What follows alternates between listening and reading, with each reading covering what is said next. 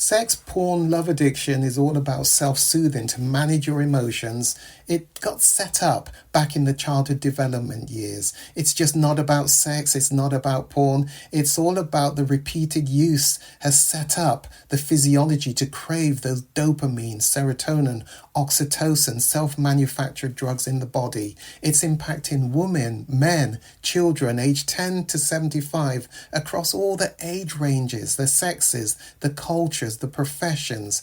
It increased exponentially during COVID lockdown and impacting so many lives. The Kairos Center has created the first online comprehensive sex, porn, love addiction. It's a video on demand recovery program which you can access from anywhere in the world and begin to see identifiable changes just within 6 weeks of beginning this weekly program. Kairos means your appointed time.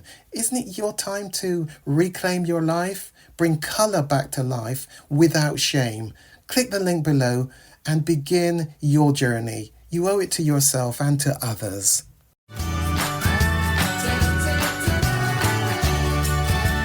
Now, moving on, because I know we're time's getting short. Men, their brains are configured much differently sexually than females. There's 3 areas in their brain that you should know about that are over twice as the size of the same areas in the female brain.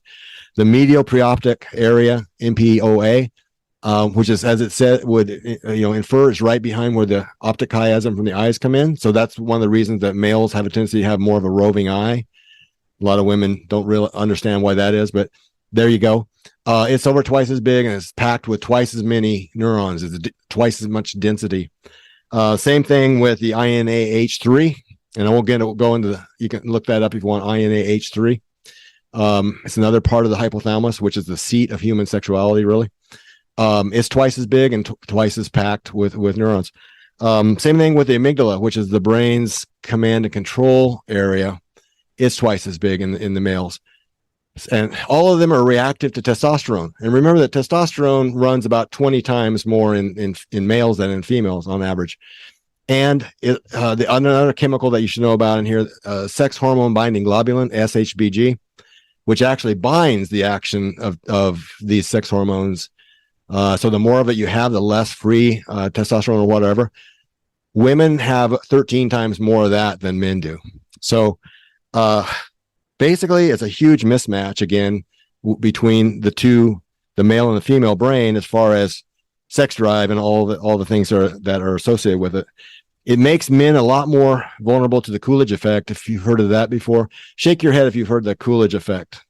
Okay, so anyways, this basically is named after President Coolidge. I don't have time for the story, but males have a tendency, if there's a novel female available, to be willing and able to have sex with them. So, and that's not just us. That's rats, rams, cows, all kinds of different males from different mammal type species can do this.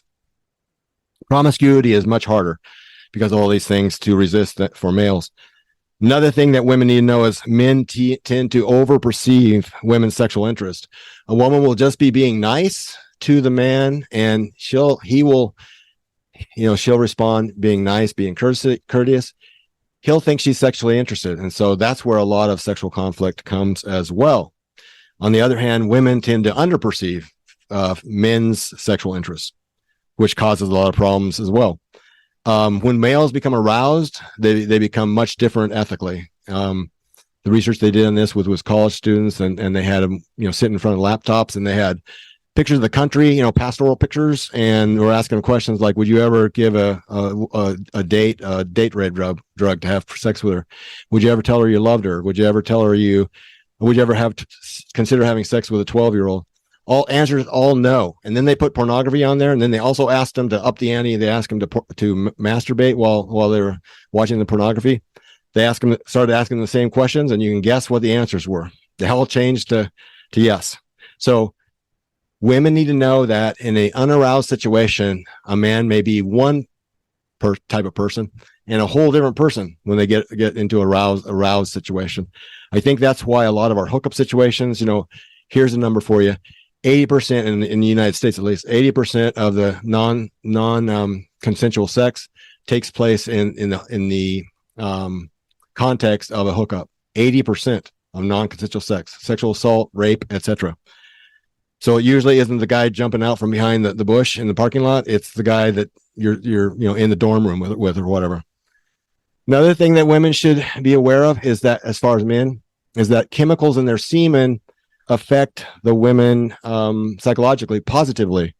There are endorphins, serotonin, prolactin, FSH, follicle stimulating hormone, luteinizing hormone. By the way, FSH and LH can bring on a woman's ovulation. So again, if you're married, and this screams marriage, it screams monogamy. If you're married and you're having sex, it's beneficial. It's beneficial between the two partners. If you're not, and you're trying to avoid being pregnant, and you're trying to, wearing condom, and that type of thing, it isn't working the way it was intended to work.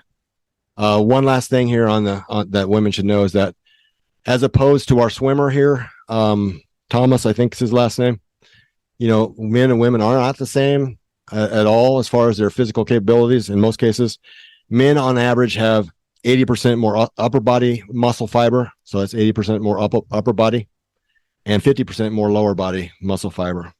So if there's any kind of a spousal abuse situation, it's usually going to go in one direction. And I think you know which direction that's going to be. All right. That's what women need to know about the men. Again, you can see there's a whole different thing going on from her perspective to his.